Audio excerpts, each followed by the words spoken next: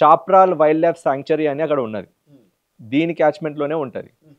Chaprala wildlife sanctuary is not a small wildlife sanctuary. అక్కడ నీకు పులులు ఉన్నాయి, లెపర్స్ ఉన్నాయి, చాలా rare species of wildlife ఉన్నాయి.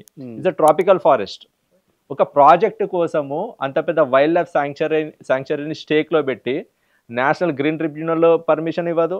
కేంద్ర సంస్థకు సంబంధించినటువంటి ఫారెస్ట్ సంస్థలు కానీ వైల్డ్ లైఫ్ సంస్థలు కానీ ఏవి కూడా పర్మిషన్ ఇచ్చేటువంటి దాఖలాలు లేవు.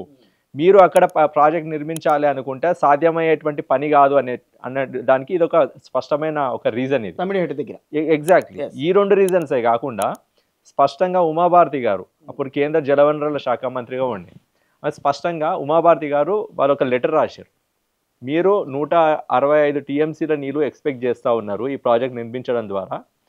165 టీఎంసీల కెపాసిటీలో 60 టీఎంసీలు ఎగువ రాష్ట్రమైనటువంటి మహారాష్ట్రనే ఉపయోగించుకునేటువంటి పరిస్థితి ఉంటే మీకు రావు అని చెప్పి స్పష్టంగా వాళ్ళు లెటర్లో వాళ్ళు మెన్షన్ చేసారు.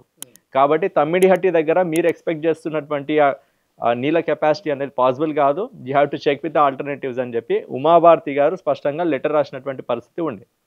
సో ఈ మూడు కూడా కన్సిడరేషన్లకు తీసుకొని తమ్మిడిహట్టి దగ్గర మనం ప్రాజెక్టు నిర్మించడము సాధ్యం కాదు అనే ఒక నిర్ధారణకి వచ్చి ఆల్టర్నేటివ్గా మేడిగడ్డ దగ్గరికి దాన్ని షిఫ్ట్ చేయడం జరిగింది.